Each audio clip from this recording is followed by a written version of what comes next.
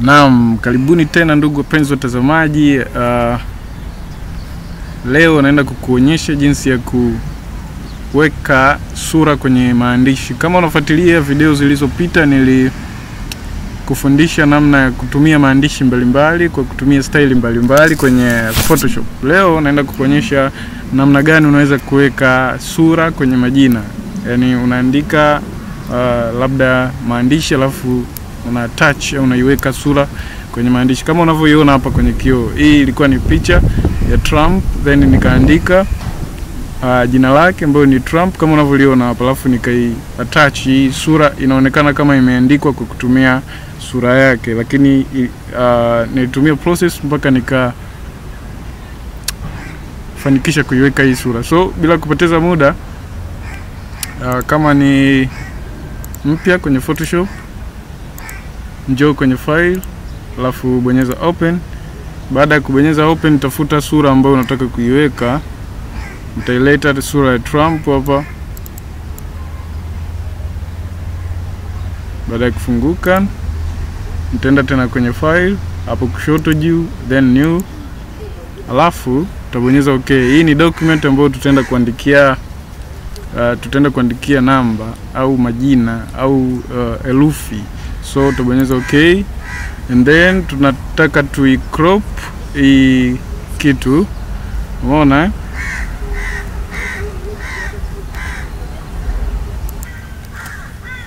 Naam. So tutatumia crop tool. Utaibonyeza ni hapa. Alafu utasogeza mpaka ukubwa unaotaka. So ukubwa wangu ni huu. And then utabonyeza alama ya tick. Kwa hiyo hapa ndo tunapoenda kuandikia hilo jina. So baada ya hapa tunaenda kwenye sehemu imeandikwa text. Utaibonyeza. Hii ndo sehemu ambapo itatupa maandishi. So baada ya kubonyeza text, utakuja upande huu ambapo tunatakiwa tuandike hapa. Then utapabonyeza, alafu utaandika jina ambalo unataka jina la mtu ambaye unataka uweke picha yake hapa. So nitaandika Trump. Unaliona ni kubwa sana. So kama ni hivyo ni kubwa, tutalifuta. Utakuja hapa juu. Hii sehemu ya juu ni sehemu ya font au kubwa wa maandishi. So utapunguza kwa kiasi. Maybe nitaweka 150. Baada ya hapo 150, then utakuwa ndo nani yetu. So hapo unaona imekaa sawa.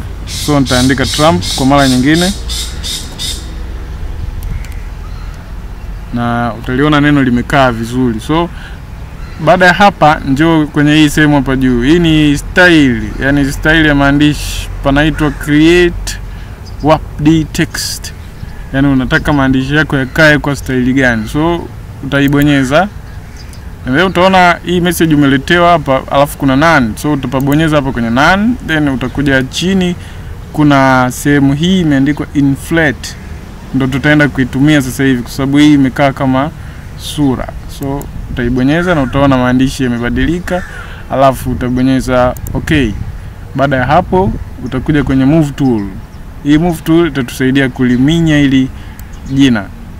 So utakuja kuliminya, utashika hizi pembe hapa, alafu utaliminya kama hivi. Utakuwa unaliongeza ukubwa. So unaweza ukalipunguza, ukaliongeza.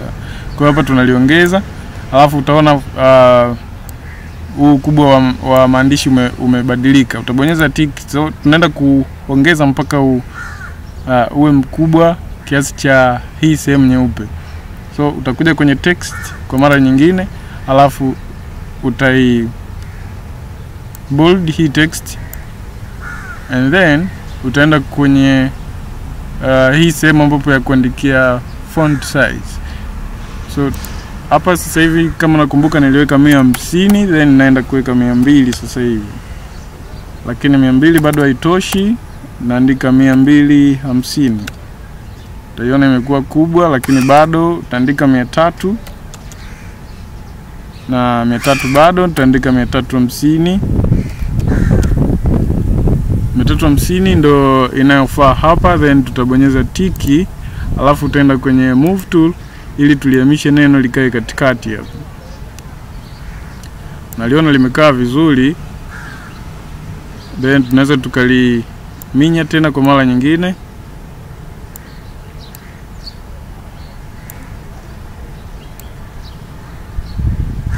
Liongeza kidogo.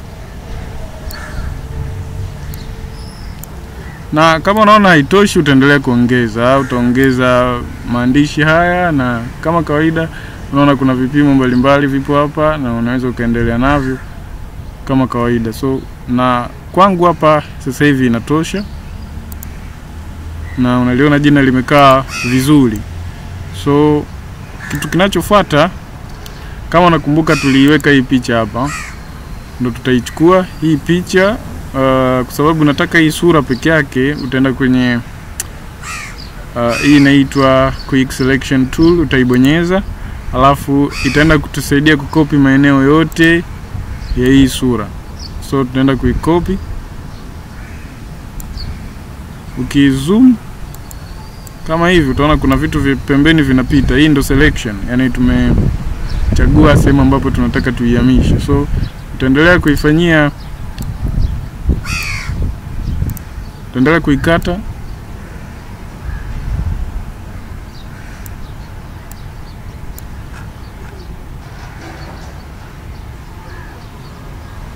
Hakikisha unaikata vizuri ili usikosee na kule, kwa sababu ukikosea huko na kule itakuwa mbaya.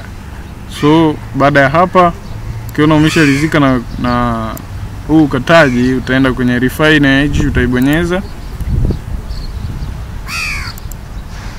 Zoom out kwanza kidogo, alafu utaenda kwenye refine edge, kwenye quick selection tool, refine edge, alafu utaona utaongeza smoothness, alafu uta shift edge, utairudisha kidogo. Utaona sura imekaa vizuri, then utabonyeza okay. Baada ya kubonyeza okay, hii tunaenda kuihamishia hapa kwenye maandishi. So sasa hivi unaweza ukaihamisha kwa namna mbalimbali. Unaweza ukaivuta, utakuja kwenye move tool, ukaivuta, ukaihamishia hapa like this. Lakini pia unaweza ukaifanya kwa kuishusha chini kidogo, then unakuja kwenye move tool, alafu utaihamisha. Ni kitu kile kile, isipokuwa unaweza kutumia njia tofauti. Okay, sasa hivi tuna sura yetu hapa, tumeshaiweka kwenye hili jina. Tutaanza kuliadjust mpaka lifikie usawa wa hili jina.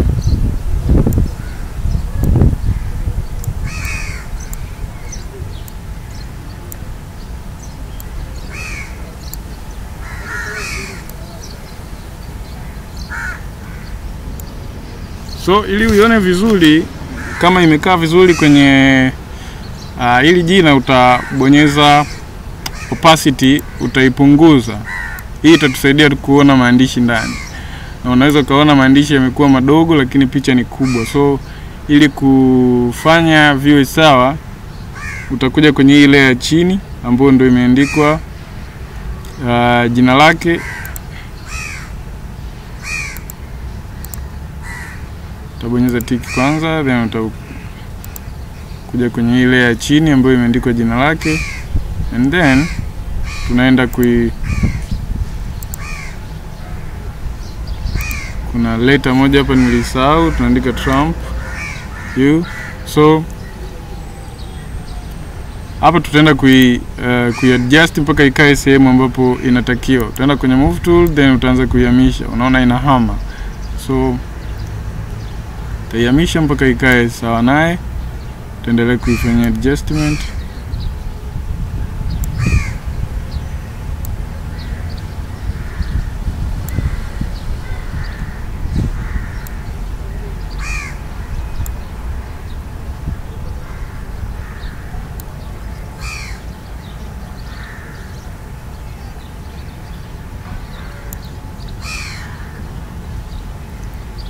Baada ya hapo, kwa sababu tupo kwenye Ili jina tutabonyeza tiki, alafu tutaenda kwenye liquify. Liquify itatusaidia kuziadjust hizi au haya majina ambayo unayaona hapo sasa hivi kama yamezidi.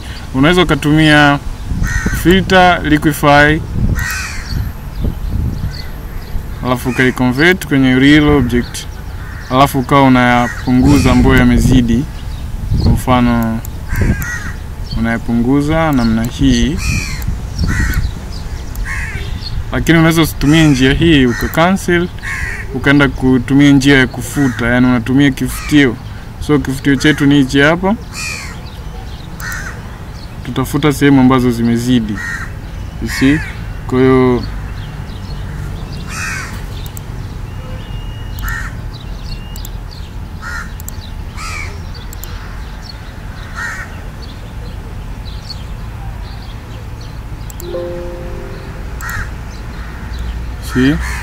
so tutaifanyia adjustment ili tukaone jinsi tunavyoweza kuihamisha ikae vizuri.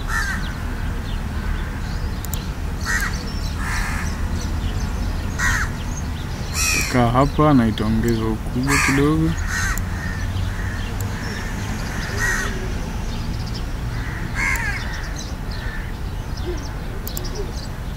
Tubonyeza tiki, then angalia sura ya ndani, utaendelea kuifanyia adjustment mpaka uone imekaa sawa.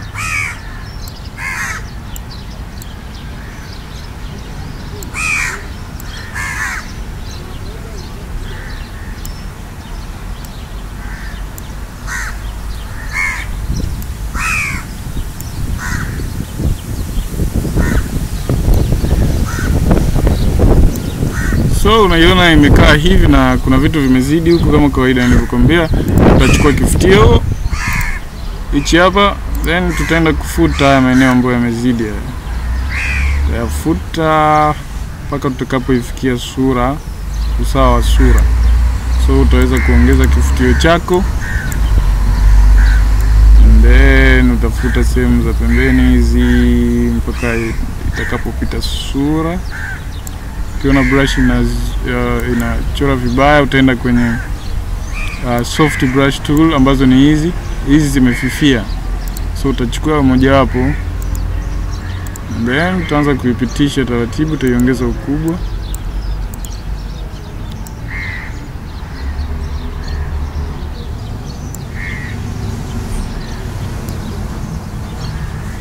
Utafanya hivyo hivyo na upande wa pili.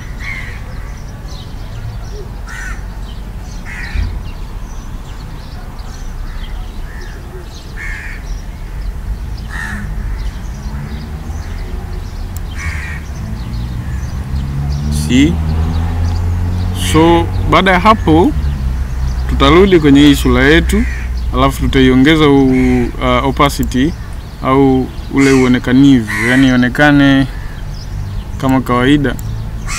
Utaona imefunika maandishi. So utaona sehemu zingine bado zimezidi za jina la nje la ndani. So tutaendelea kufanya adjustment, tutarudi kwenye ile ya chini. Endelea kufanya adjustment.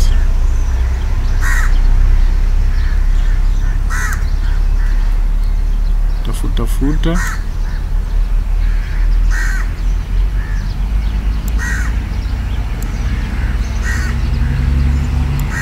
Naam. Baada ya hapo utarudi juu, then utapunguza opacity uone kama umeharibu au umetengeneza.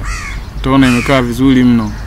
So ukisha iweka opacity, tunarudi sasa kwenye ile ya chini ambayo imeandikwa Trump, and then tutabonyeza ili jicho hapa. Ukibonyeza jicho utaona hii picha imepotea hapo. Hii itaturahisishia kufanya selection ya hili jina. So utakuja kwenye quick selection tool, tutaenda kuiselect haya majina hapo. Utafanya hivi, itakuwa imekopi jina lote. And then baada ya hapo unakumbuka tumeficha hili jicho, tumehide, then utalibonyeza, alafu kisha bonyeza utaona sura yote ipo marked. Umeiona?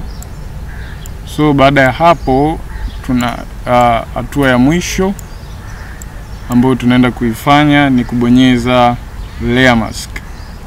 Kwa hiyo ukibonyeza hii add layer mask, hii alama ambayo ipo kama kamera, utaona ni kama umekosea. So ukikosea, bonyeza Ctrl Z, itakurudisha sehemu ulipokuwepo mwanzo au sehemu mara ya mwisho ulipokosea. Alafu tutarudi kwenye hii layer ya juu sasa, hii ambayo ina picha imeandikwa layer 1. Tutaibonyeza and then sasa tutaenda kubonyeza layer mask. Utaona moja kwa moja jina limekuwa kama kawaida na picha ya Trump. So hiyo ni njia rahisi sana ya kutengeneza majina au ya quad. Kitu chochote unaweza kukiweka kwenye maandishi, lakini hii nilikuwa na kuonesha kwamba unaweza kuweka jina lako au ukaweka sura kwenye jina lako. Na okay,